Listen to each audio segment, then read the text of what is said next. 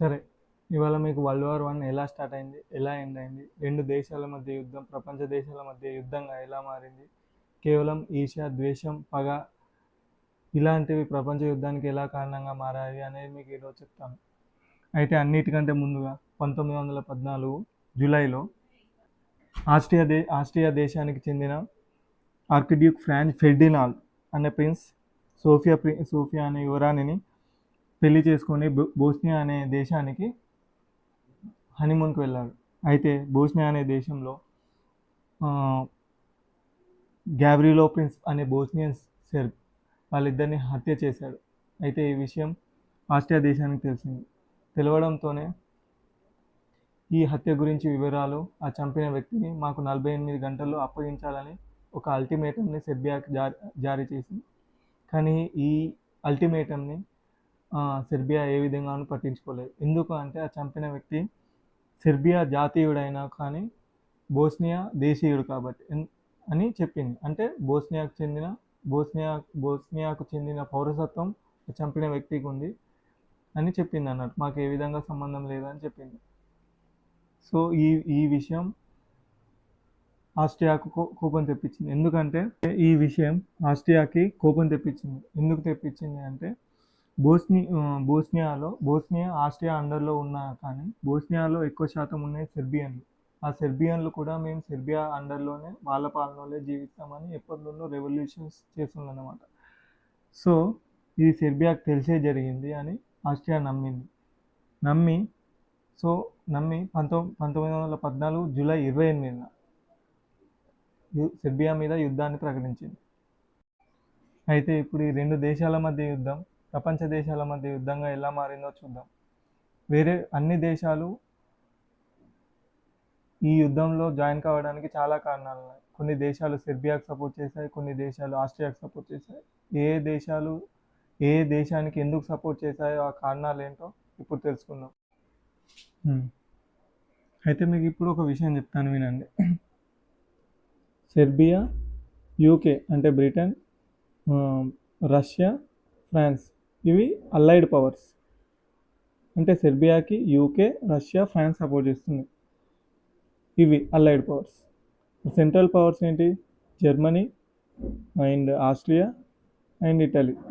ఇవి central powers. ఇప్పుడు అయితే యూకే, ఫ్రాన్స్, రష్యా సెర్బియాకి సపోర్ట్ చేశాయి, ఆస్ట్రియాకు జర్మనీ సపోర్ట్ చేశాయి. ఎందుకు సపోర్ట్ చేశాయంటే అయితే 1970లో బిస్మార్క్ అనే రాజనీతిజ్ఞుడు లేదా మంత్రి ఆస్ట్రియాకు చెందిన 360 రాజ్యాలను కలిపి జర్మనీ అనే దేశంగా ఫామ్ చేశాడు అన్నట్టు. సో 1970కి ముందు జర్మనీ అనే దేశం లేదు. 1870కి ముందు జర్మనీ అనే దేశమే లేదు. 1870 నుండి జర్మనీ అనే దేశం ఫామ్ అయింది. 1870కి ముందు మనం జర్మనీ చరిత్ర ఎక్కడ చూసుకున్నా సరిగ్గా కనపడదు. 1870 నుండే మనకు జర్మనీ చరిత్ర అనేది కనపడుతుంది. అయితే ఇప్పుడు ఇంగ్లాండ్ ఎందుకు సెర్బియాకు సపోర్ట్ చేసింది? ఇంగ్లాండ్ ఎందుకు యుద్ధంలో పాల్గొంటుంది అంటే 1870కి ముందు ఎప్పుడు కానీ ఫైనాన్షియల్గా కానీ, టెక్నాలజీ పరంగా కానీ, మిలిటరీ పరంగా కానీ ఎప్పుడు ఇంగ్లాండే ముందుగా ఉండేది ప్రపంచవ్యాప్తంగా. కానీ 1870 నుండి టెక్నాలజీ పరంగా కానీ, మిలిటరీ పరంగా కానీ, ఫైనాన్షియల్గా కానీ ఈ జర్మనీ అనేది చాలా పెరుగుతూ పోతుంది. ఏ విధంగా పెరుగుతూ పోతుందంటే ఇంగ్లాండ్ని దాటసాగింది అన్నట్టు. సో ఇది ఇంగ్లాండ్కి నచ్చలేదు, ఈర్ష్యతో రగులుతుంది అన్నట్టు. సో జర్మనీని ఎలాగైనా అంతం చేయాలి, అది వీటికంటే తక్కువగా ఉండాలి అనే ఉద్దేశంతో యుద్ధంలో పాల్గొన్నది. అయితే ఇప్పుడు ఫ్రాన్స్ దేశం యుద్ధంలో ఎందుకు పాల్గొన్నది, సెర్బియాకి ఎందుకు సపోర్ట్ చేసిందనేది చూద్దాం. 1870కి ముందు జర్మనీలో ఒకటైన 360 రాజ్యాల్లో ఒకటైన అతిపెద్ద రాజ్యమైన పర్షియా అనే రాజ్యానికి ఫ్రాన్స్కి ఫ్రాంకో పర్షియన్ యుద్ధం జరుగుతుంది. ఆ యుద్ధం పేరు ఫ్రాంకో పర్షియన్ యుద్ధం. ఫ్రాంకో పర్షియన్ యుద్ధం జరుగుతుంది. అయితే యుద్ధంలో పర్షియా విజయం సాధిస్తుంది అండ్ ఫ్రాన్స్కు చెందిన అతి ముఖ్యమైన నగరాలు లొరైన్ అండ్ ఆల్సెక్ నగరాలను గెలుచుకుంటుంది. సో ఫ్రాన్స్ పర్షియా మీద ఎలాగైనా రివెంజ్ సాధించాలని అండ్ వాళ్ళు గెలుచుకున్న ఆ నగరాలను తిరిగి తీసుకోవాలని సెర్బియాకి సపోర్ట్ చేస్తుంది. ఇప్పుడు అన్నిటికంటే ముఖ్యమైన దేశం జర్మనీ. జర్మనీ ఈ యుద్ధంలో ఎలా ఇన్వాల్వ్ అయింది అండ్ ఆస్ట్రియాకు ఎందుకు సపోర్ట్ చేసింది అనేది చూద్దాం. అసలు ఆస్ట్రియాకు సపోర్ట్ చేయడం ఏంటి? ఆస్ట్రియా నుండి 360 రాజ్యాలను తీసుకొని జర్మనీ అనే దేశంగా ఫామ్ అయింది కదా. మళ్ళీ ఆస్ట్రియా దగ్గరికి జర్మనీ వెళ్ళడం ఏంది, ఆస్ట్రియా జర్మనీకి సపోర్ట్ చేయడం ఏంది, విచిత్రంగా ఉంది కదా. కానీ బిస్మార్క్ రాజనీతిజ్ఞుడు కదా, నా వల్ల ఏం ఆస్ట్రియాకు ఉపయోగం అనేది ఆస్ట్రియాకు చాలా చక్కగా వివరించాడు. సో వివరించి ఆస్ట్రియా జర్మనీకి సపోర్ట్ చేసేటట్టు, జర్మనీ ఆస్ట్రియాకి సపోర్ట్ చేసేటట్టు ఒక ఒప్పందం కూర్చుకున్నాడు. దాన్నే డ్యూయల్ అలయన్స్ అని అంటారు. అయితే జర్మనీ ఆస్ట్రియా దగ్గరికి ఎందుకు వెళ్ళిందంటే ఫ్రాన్స్తో యుద్ధం జరిగింది. ఫ్రాన్స్ ఒక గట్టి దేశమే, మిలిటరీ పరంగా కానీ ఫైనాన్షియల్గా కానీ అది కూడా ఒక పెద్ద దేశమే. అండ్ ఇంగ్లాండ్ కంటే మెల్లిమెల్లిగా పెరుగుతుంది. ఏదో రోజు యూకే కూడా, అంటే ఇంగ్లాండ్ కూడా జర్మనీ మీద అటాక్ చేసే అవకాశం ఉంది. సో ఈ రెండు దేశాల నుండి ఏ రోజుకైనా మనకు ముప్పే అని. అయితే 1982లో ఈ జర్మనీతో, ఆస్ట్రియాతో, ఇటలీ కూడా కలిసి ఒక ట్రిపుల్ అలయన్స్గా ఈ 3 దేశాలు ఫామ్ అవుతాయి. అండ్ ఇప్పుడు ఈ ట్రిపుల్ అలయన్స్కి భయపడి France, Russia and UK triple ఎంటిటీగా ఫామ్ అవుతాయి. సో వరల్డ్ వార్ 1 జరగడానికి ఇంకొక అతి ముఖ్య కారణం ఏంటి అంటే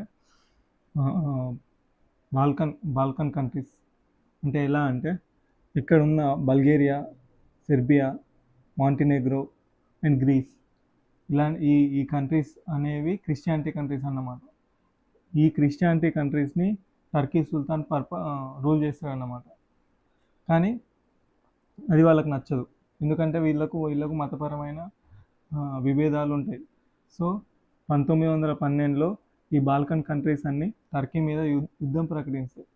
అండ్ ఆ యుద్ధం బాల్కన్ కంట్రీసే గెలుస్తాయి. ఎప్పుడు? 1913లో ఆ యుద్ధాన్ని బాల్కన్ కంట్రీసే గెలుస్తాయి. మళ్ళీ రెండో బాల్కన్ యుద్ధం జరుగుతుంది ఈ బాల్కన్ కంట్రీస్ మధ్యలో. సో ఇలా ఎన్నో కంట్రీస్ మధ్య ఎన్నో విభేదాలు ఉండడం వల్ల అన్ని కంట్రీస్ వాటి కారణాల వల్ల వరల్డ్ వార్ 1లో ఇన్వాల్వ్ అవుతాయి. ఇప్పుడు ఇక అన్నిటికంటే ముందుకు వెళ్దాం. ఇప్పుడు ఏ కంట్రీస్ ఎందుకు యుద్ధంలో ఇన్వాల్వ్ అయ్యాయి అనేది మనకు తెలిసింది. ఇప్పుడు మనకు ఏంటిది, 1914 జూలై 28న ఆస్ట్రియా దేశం సెర్బియా మీద యుద్ధాన్ని అనౌన్స్ చేసింది. అయితే ఆ నెక్స్ట్ డేనే, అంటే 1914 జూలై 29వ తారీఖున రష్యా ఆస్ట్రియా మీద యుద్ధాన్ని ప్రకటిస్తుంది. ఎందుకు రష్యా సెర్బియాకి సపోర్ట్ చేస్తుంది అని అంటే ఆస్ట్రియా మీద యుద్ధం ప్రకటిస్తుంది అంటే first and foremost reason Serbia and Russia ముందు ఉండే ఫ్రెండ్స్. అండ్ అదొక అగ్రరాజ్యాన్ని నిరూపించుకోవాలి కదా. సో సెర్బియాకి సపోర్ట్ చేస్తుంది. ఇప్పుడు జర్మనీ అయితే ఇప్పుడు ఏంది, రష్యా ఆస్ట్రియా మీద అటాక్ ప్రకటిస్తుంది కదా 29వ తారీఖున. అండ్ జర్మనీ సైడ్ కూడా కొన్ని ట్రూప్స్ని, అంటే కొంతమంది సోల్జర్స్ని పంపిస్తుంది అన్నమాట. జర్మనీ ఆస్ట్రియాకి సపోర్ట్ చేస్తుంది కదా. అయితే ఆగస్ట్ 1వ తారీఖున ఏం చేస్తుంది, జర్మనీ కూడా రష్యా మీద యుద్ధాన్ని ప్రకటిస్తుంది. కానీ ప్రకటిస్తుంది కానీ అంత ఫాస్ట్గా రష్యా మీద యుద్ధానికి వెళ్ళాలన్నమాట. ఎందుకు తెలుసు కదా, జర్మనీ రష్యా మీద గెలవలేదు. సో 1905లో అనుకున్న సెలిఫెంట్ ప్లాన్ ప్రకారం ఫస్ట్ 6 వారాలు ఫ్రాన్స్ మీద యుద్ధం చేద్దామనుకుంటుంది. అంటే ఫ్రాన్స్లో ఉన్న ప్యారిస్ నగరాన్ని ఆక్రమించుకుందామని అనుకుంటుంది. సో బెల్జియంని దారి ఇవ్వమని అడుగుతుంది. కానీ బెల్జియం నిరాకరిస్తుంది, మేము దారి ఇవ్వము అని. సో ఆగస్ట్ 2వ తారీఖున బెల్జియం మీద కూడా యుద్ధాన్ని ప్రకటిస్తుంది. అండ్ బెల్జియం ఓడిపోతుంది జర్మనీ చేతిలో. అయితే ఇప్పుడు ఇంగ్లాండ్ జర్మనీ మీద మళ్ళీ అటాక్ ప్రకటిస్తుంది ఆగస్ట్ 4వ తారీఖున. ఎందుకంటే బెల్జియంకి ఇంగ్లాండ్కి మధ్య ఒక ఒప్పందం ఉంటుంది అన్నమాట. ఎవరి మీద అటాక్ చేసినా మన మీద అటాక్ చేసిన దేశం మీద మనం అటాక్ చేయాలని. ఆగస్ట్ 23వ తారీఖున జపాన్ ఇటు ఉంటుంది కదా లాస్ట్కి జపాన్, దాని కింద ఉన్న పసిఫిక్ సముద్రంలో ఉన్న జర్మనీ యొక్క కాలనీస్ని జపాన్ చైనా అనే అటాక్ చేస్తుంది. సో ఇప్పుడు జపాన్ అండ్ చైనా ఏంది అలైడ్ పవర్స్కి అంటే రష్యాకి, ఫ్రాన్స్కి, యూకేకి, సెర్బియాకి సపోర్ట్ చేస్తున్నట్టు. సో ఇక 1915లో బల్గేరియా సెంట్రల్ పవర్స్కి సపోర్ట్ చేస్తుంది, ఇటలీ అలైడ్ పవర్స్కి సపోర్ట్ చేస్తుంది, రొమానియా అండ్ గ్రీస్ కూడా అలైడ్ పవర్స్కి సపోర్ట్ చేస్తుంది. ఇక్కడ మీకు తెలుస్తూ ఉంటుంది, ఈ ఎల్లో కలర్ అంతా allied powers and orange colour అంతా సెంట్రల్ పవర్స్. సో ఇలా యుద్ధం సాగుతూ ఉంటాయి అన్నమాట. సాగుతూ ఉంటే 1917 ఫిబ్రవరి నెలల్లో రష్యాలో ఫిబ్రవరి రెవల్యూషన్ జరుగుతాయి అన్నట్టు. ఎవరికి? జార్ చక్రవర్తికి వ్యతిరేకంగా ఈ ఫిబ్రవరి రెవల్యూషన్ జరుగుతూ ఉంటుంది. అండ్ 8 నెలల తర్వాత మళ్ళీ అక్టోబర్ రెవల్యూషన్ జరుగుతుంది. సో ఈ రెవల్యూషన్స్ వల్ల ఏమవుతుంది, రష్యా యుద్ధం నుండి ఎన్కౌంటర్ చేస్తే అన్నట్టు బ్యాక్ వచ్చేస్తుంది, యుద్ధం నుండి తప్పుకుంటుంది. ఇప్పుడు ఇక రష్యా యుద్ధం నుండి తప్పుకుంది కదా, ఇక్కడ ఉన్న జర్మనీ సోల్జర్స్ అందరినీ ఫ్రాన్స్కి పంపిస్తుంది.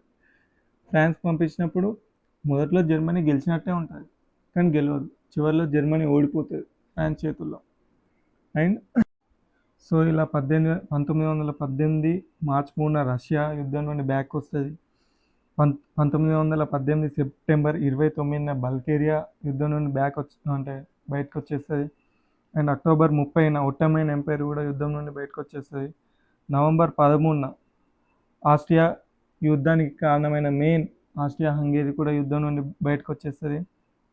అండ్ అన్నిటికంటే ముఖ్య కారణమైన జర్మనీ కూడా 1918 నవంబర్ 11న యుద్ధం నుండి బయటకు వచ్చేస్తుంది. సో అఫీషియల్గా 1918 నవంబర్ 11న వరల్డ్ వార్ 1 ఎండ్ అయిందని చెప్పచ్చు. సుమారు 4 సంవత్సరాలు అంటే 1914 జూలై 28 నుంచి అంటే ఆగస్ట్ నెల నుంచి 1914 ఆగస్ట్ నెల నుంచి 1918 నవంబర్ నెల వరకు సుమారు 4 సంవత్సరాలు వరల్డ్ వార్ 1 జరిగిందని చెప్పచ్చు. అండ్ అన్నిటికంటే ముఖ్యమైన విషయం ఏంటంటే ఈ యుద్ధంలో యుఎస్ కూడా ఇన్వాల్వ్ అయింది. మొదట్లో న్యూట్రల్గా ఉన్నా కూడా తర్వాత ఏంటి అంటే అలైడ్ పవర్స్కి వెపన్స్ సప్లై చేయడం వల్ల ఒక సైడ్ అయిపోయింది. ఇది సెంట్రల్ పవర్స్కి కోపం తెప్పించి యుఎస్ ఎక్విప్మెంట్స్ని, యుఎస్ యుద్ధ సామాగ్రిని నాశనం చేశాయి. సో యుఎస్ కూడా యుద్ధం నుండి బ్యాక్ వచ్చేసింది. అండ్ ఈ యుద్ధంలో సుమారు 1 కోటి మంది సోల్జర్స్ చనిపోయారు, 2 కోట్ల మంది సోల్జర్స్ గాయపడ్డారు. అండ్ 80 లక్షల మంది సివిలియన్స్ నార్మల్ జనాలు గాయపడ్డారు. అండ్ ఇంకో విషయం నేను చెప్పడం మర్చిపోయింది ఏంటంటే ఇంగ్లాండ్ అండర్లో ఉన్న ఇంగ్లాండ్ కొలోనియల్ కంట్రీస్ అంటే మన ఇండియా ఆఫ్రికన్ కంట్రీస్ కూడా ఇందులో ఇన్వాల్వ్ అయ్యాయి. సో మన ఇండియాకి సంబంధించిన 74,000 మంది సోల్జర్స్ కూడా చనిపోయారు, సుమారు 60,000 మంది సోల్జర్స్ గాయపడ్డారు. సో ఈ యుద్ధంలో అలైడ్ పవర్స్ యుద్ధం గెలిచినట్టు అండ్ సెంట్రల్ పవర్స్ అంటే ముఖ్యంగా జర్మనీ యుద్ధం ఓడిపోయినట్టు. అండ్ 1920 జనవరి 20న ఈ యుద్ధంలో ఇన్వాల్వ్ అయిన కంట్రీస్ అన్నీ కలిసి ఒక ప్యారిస్ పీస్ కాన్ఫరెన్స్ అనేది కండక్ట్ చేసింది. అండ్ కండక్ట్ చేసి ఈ కాన్ఫరెన్స్లో ఏం డిసైడ్ అయ్యాయంటే ఈ యుద్ధానికి మెయిన్ కారణం జర్మనీ అనే.